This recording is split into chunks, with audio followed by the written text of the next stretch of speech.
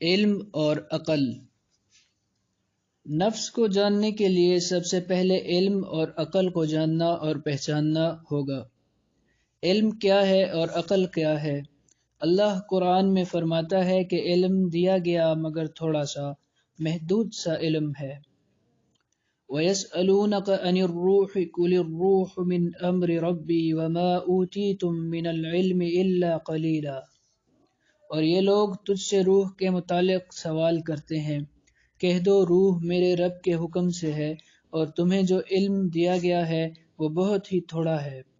سورہ بنی اسرائیل آیت نمبر 85۔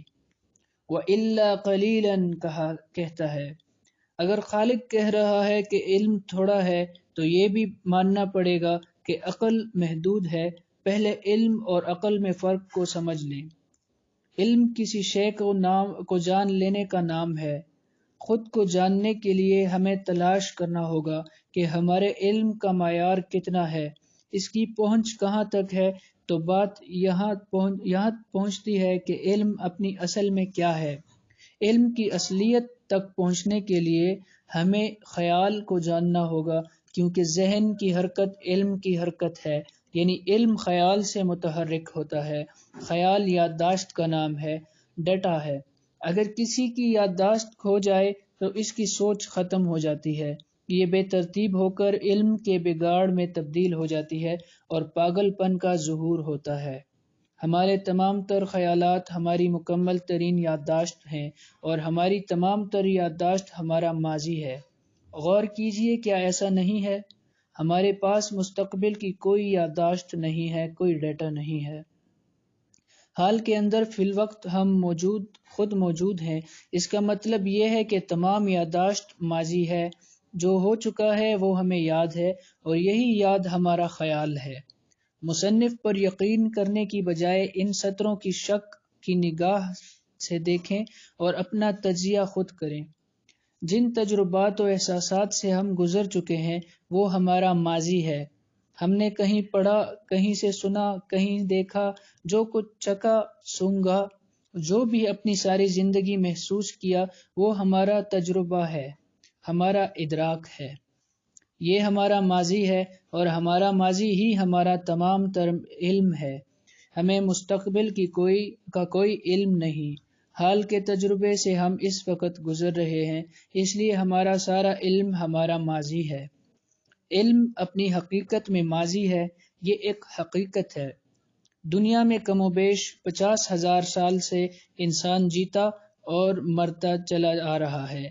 کسی کو علم نہیں کہ کتنی تعداد ہے، نہ کوئی گن سکتا ہے، یہاں تک کہ آج کل ہر روز 6 ارب سے اوپر آدم جی رہا ہے، مر رہا ہے۔ ہم اپنے ہم جنسوں کی اتنی عظیم تعداد کے درمیان جیتا ہوا ایک انسان بے حقیقت شے ہے۔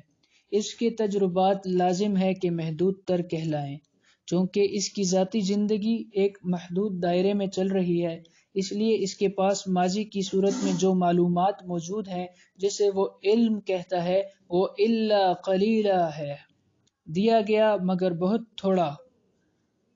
عقل اس علم کو استعمال کرنے کا نام ہے۔ کسی بھی صورتحال میں ہمیں جو فیصلہ کرنا ہے وہ عقل ہے، جس کی بنیاد علم ہے۔ چونکہ ہمارا علم محدود ہے، اس محدود علم کی بنیاد پر روزمرہ زندگی کے جو چھوٹے بڑے فیصلے ہم روزانہ کرتے ہیں وہ بھی انتہائی محدود حیثیت کے حامل ہوتے ہیں۔ اسے زاویہ نظر کہتے ہیں۔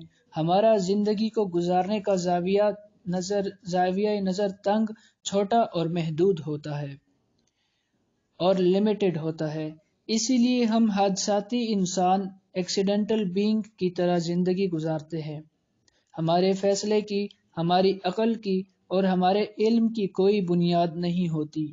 ہم اپنے تمام فیصلے اپنے ماضی کے تجربات کو مد نظر رکھتے ہوئے کر رہے ہوتے ہیں۔ ایسے محدود تر زاویہ نظر سے ہم سچ تک کیسے پہنچ سکتے ہیں؟ ہم حال میں بیٹھ کر اپنے ماضی کا تجزیہ کرتے ہوئے اپنے مستقبل کے خد و خال بنانے اور اسے تبدیل کرنے میں مصروف ہوتے ہیں، جبکہ ہمیں تخلیق کرنے والا ہمارا مالک ہمیں کہتا ہے کہ کوئی ذی روح نہیں جانتا کہ وہ کل کیا کرے گا۔ ان اللہ عنده علم الساعة وينزل الغیث ويعلم ما في الارحام وما تدری نفس ماذا تکسب غدا وما تدری نفس بأي ارض تموت ان اللہ علیم خبیر۔ بے شک اللہ ہی کو قیامت کی خبر ہے، اور وہی مینا برساتا ہے، اور وہی جانتا ہے جو کچھ ماؤں کے پیٹوں میں ہوتا ہے، اور کوئی نہیں جانتا کہ وہ کل کیا کرے گا، اور کوئی نہیں جانتا کہ وہ کس زمین پر مرے گا، بے شک اللہ جاننے والا خبردار ہے۔ سورہ لقمان آیت 34۔ جب اللہ نے فرمایا کہ میں زمین پر اپنا نائب انسان کو بنانے والا ہوں، تو فرشتوں نے حیرت سے کہا کہ اے رب، یہ تو خون بہانے اور فساد کرنے والا ہے۔ اللہ نے کہا جو میں جانتا ہوں وہ تم نہیں جانتے۔ پھر اللہ نے آدم کو کچھ چیزوں کے نام سکھا دیے۔ پھر ایک مدت بعد فرشتوں سے پوچھا کہ ان اشیاء کے اسماء بتاؤ۔ انہوں نے عاجزی کی کہ اللہ تو نے جو بتایا ہم وہی جانتے ہیں، اس سے زیادہ کچھ نہیں۔ پھر آدم کو حکم دیا تو اس نے نام بتا دیے۔ سورۃ البقرہ آیت 30 تا 33۔ اگر آپ غور کریں تو پتہ چلتا ہے کہ ہمیں اشیاء کے ناموں کا علم ہے اور ان کے اچھے برے خواص کا بھی علم ہے، لیکن ہم کسی بھی شے کی حقیقت نہیں جانتے۔ آپ کی پوری زندگی، آپ کے پورے علم پر کوئی ایک شے بھی ایسی نہیں جس کی اصل حقیقت اور ماہیت کا آپ کو علم ہو۔ ماچس کا پتہ ہے کہ اس سے آگ جلے گی، فائدہ کا بھی پتہ ہے اور نقصان کا بھی، لیکن اگر آگ بذات خود کیا ہے؟ کچھ گیسز کا مجموعہ۔ اچھا، گیس اپنی اصل میں کیا ہے؟ اس کی ایکچویلٹی کیا ہے؟ ماچس میں تیلی ہے، اس کے سرے پر مسالہ ہے۔ تیلی لکڑی سے بنی ہے، لکڑی درخت سے آئی ہے، درخت کے پتے شاخیں ہیں، تنا ہے، اس کی جڑ ہے، درخت بیج سے بنتا ہے، ہر شے کا بیج ہوتا ہے، لیکن یہ بیج اصل میں کیا ہے؟ جب بھی آپ کسی شے کی جڑ تک جائیں گے تو دیکھیں گے کہ کسی بھی شے کی حقیقت کا ہمیں کچھ علم نہیں دیا گیا۔ تو حضور اکرم صلی اللہ علیہ وسلم یہ دعا پڑھا کرتے تھے، اے اللہ ہمیں چیزوں کو ویسا دکھا جیسی ان کی حقیقت ہے۔ ہمارا علم محدود ہے، جب تک ہم اس حقیقت کو سمجھ کر مان نہیں لیتے تب تک اصل علم کا دروازہ ہم پر نہیں کھلتا، نہ ہی نفس کا تزکیہ ہو پاتا ہے۔ فرمایا رب لا شریک نے انسان ظالم اور جاہل ہے، تو ہم اپنے رب کی اس سٹیٹمنٹ کو کیوں نہیں مانتے کہ ہم جاہل ہیں؟ مانیں گے نہیں تو جہل کا طلسم کیسے ٹوٹے گا؟ اِنَّا عَرَضْنَا الْأَمَانَةَ عَلَى السَّمَاوَاتِ وَالْأَرْضِ وَالْجِبَالِ فَأَبَيْنَ أَن يَحْمِلْنَهَا وَأَشْفَقْنَ مِنْهَا وَحَمَلَهَا الْإِنسَانُ إِنَّهُ كَانَ ظَلُومًا جَهُولًا۔ ہم نے آسمانوں اور زمینوں اور پہاڑوں کے سامنے امانت پیش کی، پھر انہوں نے اس کے اٹھانے سے انکار کر دیا اور اس سے ڈر گئے، اور اسے انسان نے اٹھا لیا، بے شک وہ بڑا ظالم، بڑا جاہل تھا۔ سورہ الاحزاب آیت 72۔ علم اور عقل کے علاوہ بھی ایک شے ہمارے پاس ہے جسے شعور کہتے ہیں، جسے شعور کہا جاتا ہے۔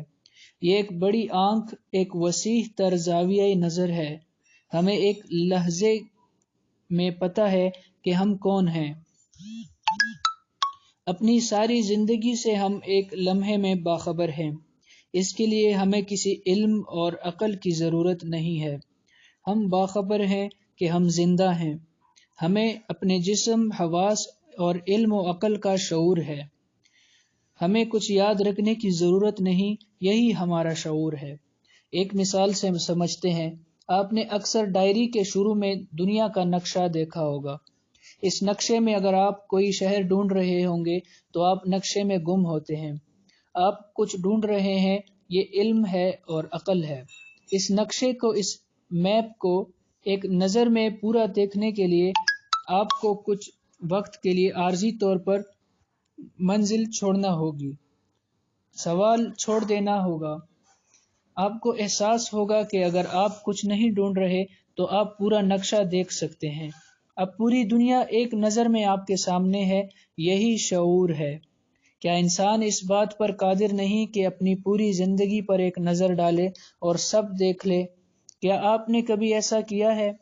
کیا وجہ ہے کہ ہم باشعور ہونے کے باوجود بے شعوری کی زندگی کو ترجیح دیتے ہیں؟ ہمیشہ ساری زندگی چھوٹے چھوٹے مسائل کے حل میں مصروف آدمی خود کو پورے طور پر دیکھنے کو تیار نہیں ہوتا۔ کیوں؟ تمام جہانوں کا رب فرماتا ہے کہ ہم نے تمام انسانوں کو ایک ہی نفس پر پیدا کیا ہے، یعنی ایک ہی سائیکی پر۔ ہم سب کو ایک ہی نفسیات ہے، ہم سب کی ایک ہی نفسیات ہے، ایک ہی سائیکوسس ہے۔ اس لیے جب میں لکھتے ہوئے میں لکھتا ہوں تو وہ آپ ہیں، اور جب میں آپ لکھتا ہوں تو وہ میں بھی ہوں۔ ایک ہی بات ہے، سب میں ایک ہی نفس کار فرما ہے۔